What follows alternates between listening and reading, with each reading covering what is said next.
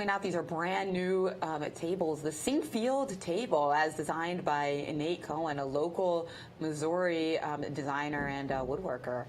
And the leather cushion, the green part that you see, the players can put their elbows in. It's got a little bit of a cushion underneath it, so it has a very, very nice give to it. And these are just luxurious chess sets from the House of Staunton chess tables. I mean, when you go up to the playing hall and you sit on the seat of these tables, you feel really good. Stunning. It really, really feels good. And this key game is underway as yeah. Ding Liren and Magnus Carlsen battling. It is also the site of much carnage, as Ding Liren and Magnus Carlsen played a Champions Showdown match a couple of years ago. Right. And Magnus just won almost every game. Yeah, that's where that incredibly lopsided score of 18-2 is attributed to their match there. It's not the only time he beat him. Well, exactly, 18-2. He's beaten him in other events as well. He just ran it up in that one. Ran it up is a good way to put it, yes. And here we have, what do you think of this opening, Yaz? Well, in fact, there's an enormous amount of work in the 1993 World Championship between Jan Timman and Anatoly Karpov. And trust me when I say that you're entering some incredibly sharp positions when you essay this line of play. It feels like the Botvinnik pawn sacrifice that you see in the semi-slot, except black hasn't committed his pawn to the c6 square, as you see. And the players are playing everything like they know what they're doing. And after e4, b5, what was White's move? a4 followed by a2, c5, and Magnus leaving the board. a2, a4, c7, c5. And just as Ding Liren was about to capture on b5, Magnus got up and walked away, and Ding continued with his move apace. A takes b5? Taking on b5. Usually when you are getting ready to play, you make sure that you do all the things you need to do. You get the bathroom break out the way. Right. Make sure you have your cup, whatever you're going to drink out of, also next to you. All you got prepared. everything all set. And so that you don't have to lose precious seconds, as Magnus was playing very quickly, but now he's down under the clock now against Ding as he got up from the board to go do whatever that he didn't get done before the round started, or maybe nature called right in the middle. Right. But Maurice, what do we have here as far as a4 takes b5? We're assuming c takes d4. I'm assuming all of this is well-known theory, and what statistically we just don't have that information quite at the moment, but we're anticipating, okay, Magnus's last move was c6, c7, c5.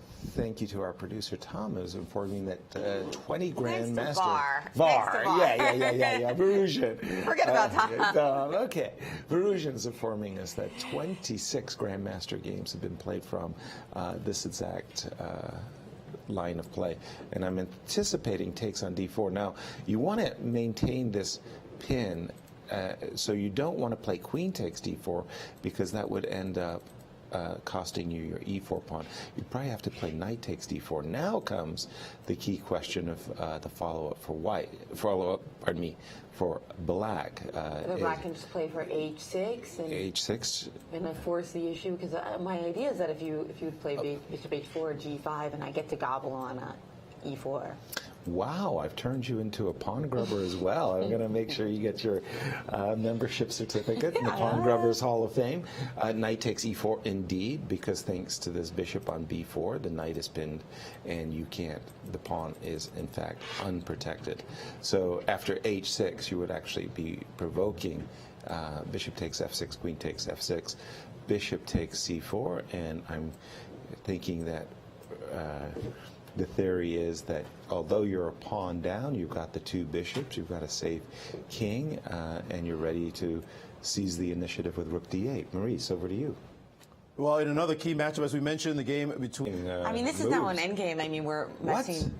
They went fast. So what's going on here, guys? Okay, so just as you suggested, h7, h6 was in fact played. So none of the moves that we looked at, bishop e3. Bishop e3.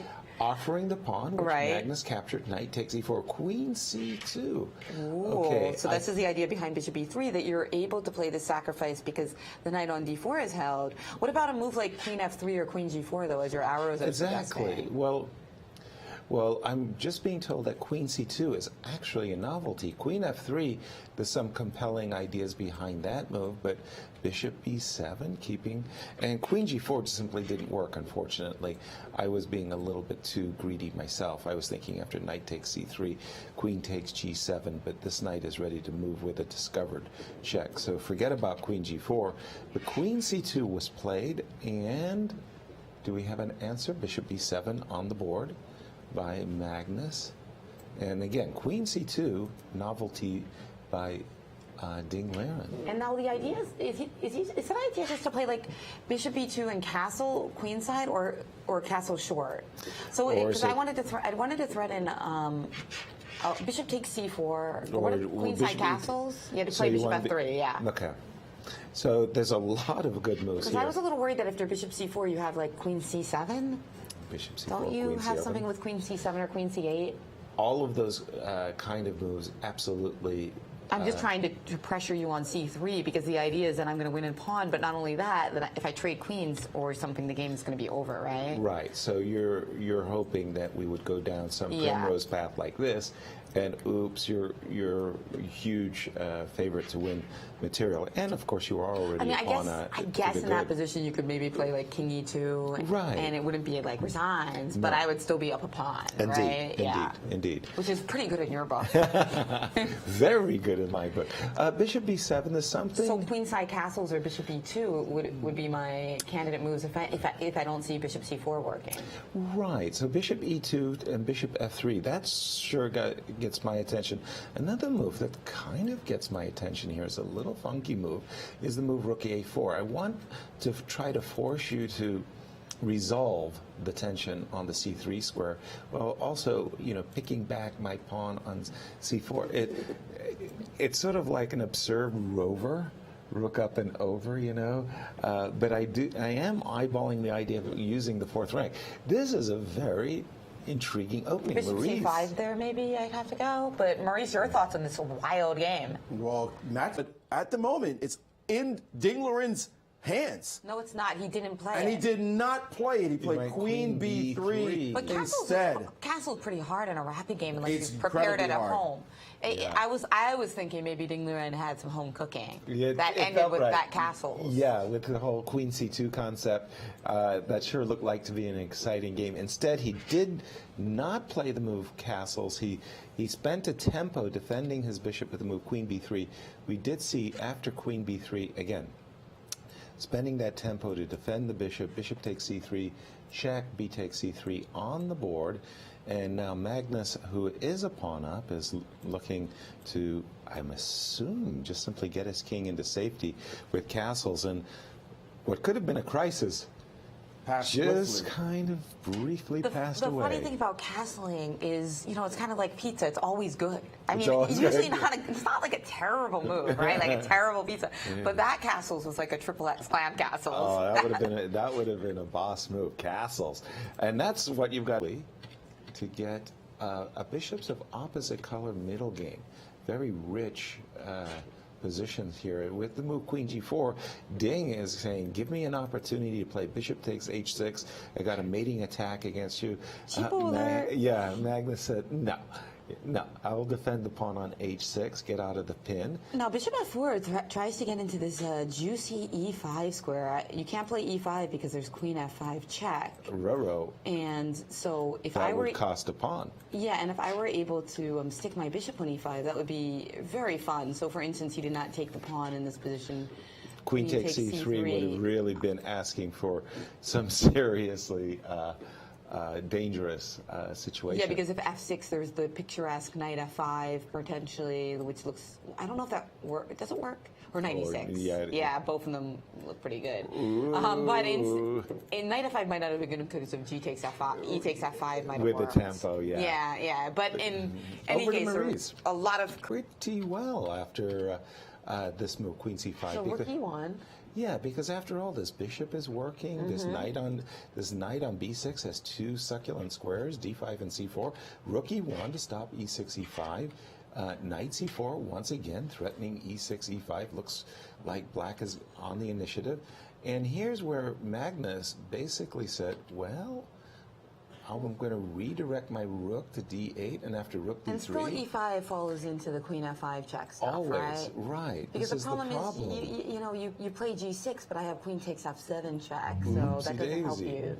And if you move your king, which is perfectly legit, then there's no threat. There's no threat to take the bishop. There's no threat to take the knight because I've got the pin, and bishop takes h6 might just be a smackdown once the rook shifts over to g3 as well.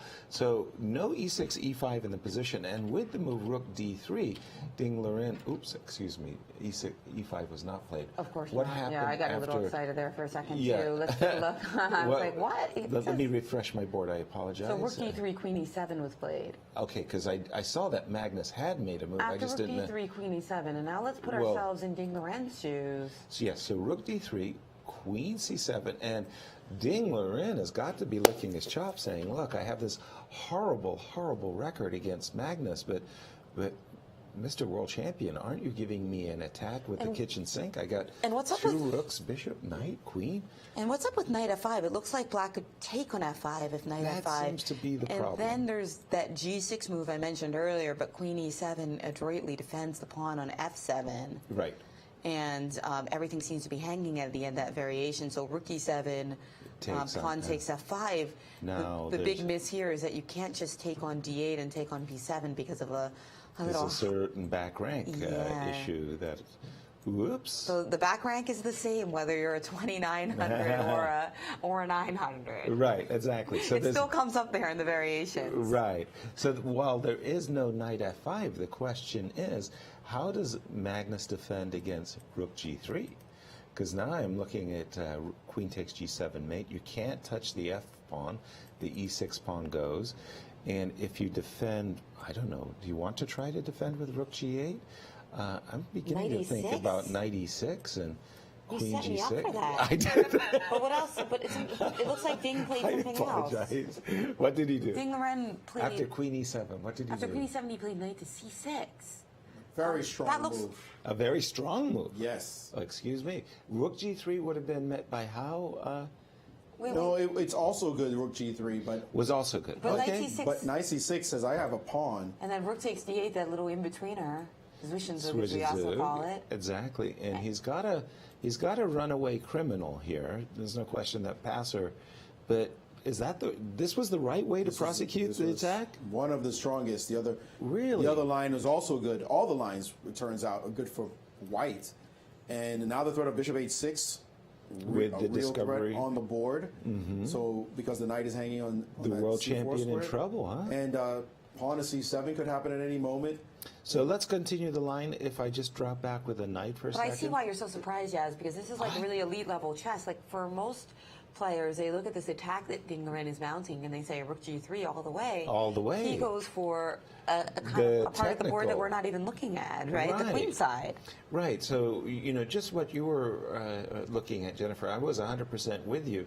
I'm thinking, let's go towards the king, not away from the king. So knight f5, as we discovered, did not work, but we were thinking, okay, rook g3, look at all of those juicy attacking motifs that we were basically raised upon. I suppose the world champion was going to meet rook g3 with queen f6, defending as best he could. But all right, knight c6, boy, I tell you. Defend this position, knight b6. You played, No, we're not saying it's bad. No, I'm saying, but the game position. Well, the defend it now because is looking very good for white. Knight b6.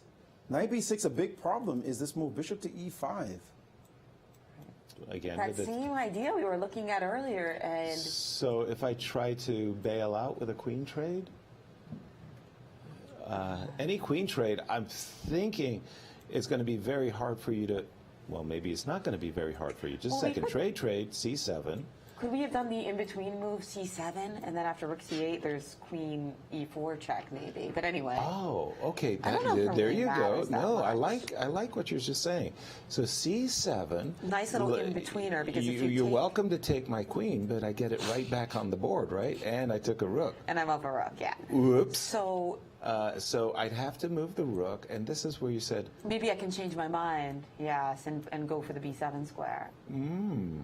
Now the difference is that I wasn't allowed into b7 if my pawn was on c6. So after queen That's b6, true. yeah. So I actually gained something with this with the little c7. finesse. So bishop e5 is the nice finesse. Okay. And f6, I suspect there's some tactics here with this pawn suddenly on e6. Well, bishop e5, bishop d4, excuse me. Bishop e5 to d4, and then take on b6. Yeah. And then rook d1. So there's no c7 because that's protected.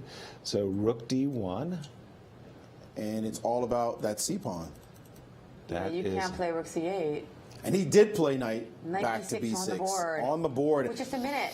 Is that right? Am I seeing? Yes, Magnus is in severe time Oh, pressure no. right now. And his knight b6 releasing control of the e5 square, inviting the bishop to go to that square. And Ding Liren with a huge edge on the clock and position as well. Magnus in trouble. This could blow the tournament open from the get-go.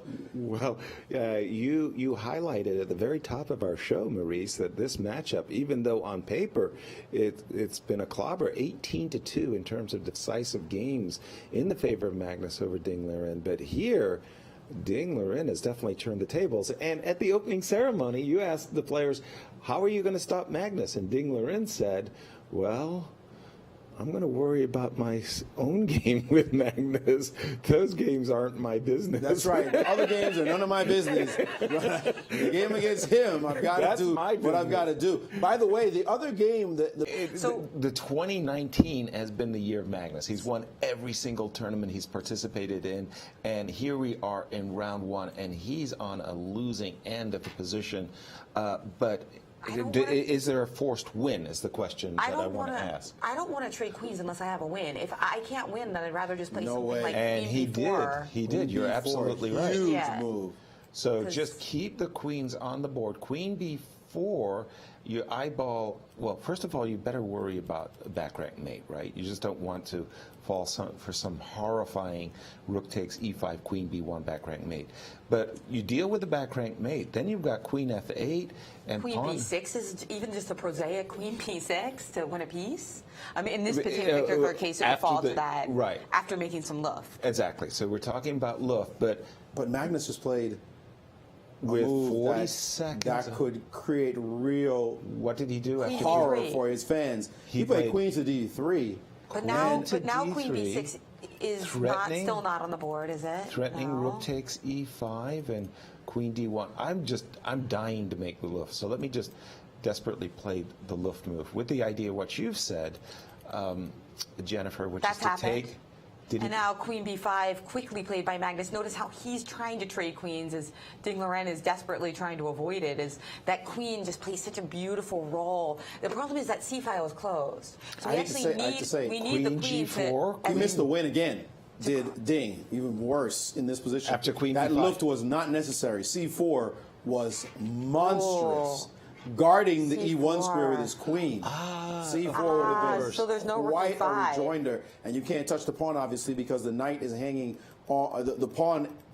The knight is protecting the pawn on C8. Right. C4 would have been a beastly move. Okay, but h3 was just Very human. H3 was much Queen more. B5. Yeah, you don't want your back rank. I know. I mean, the thing about that is it's the weird geometry that after rook e5, queen d1, rook comes right back to e1. Because b4, the queen on b4 defends the rook on e1. How many chances are you going to give Magnus, though? I mean, how many? But all right. Okay, so is White still winning just a second. after- Why aren't I winning after queen e4 check? Queen e4. Okay, because the point is, if you move your king, which I don't think you could do, then I've got this beautiful move c4, because MBL coming off the Paris tournament. But again, so queen e4 check will provoke f5. There's no choice. Right? Right? Okay, so now the bishop is unassailable. You can't play f6 anymore.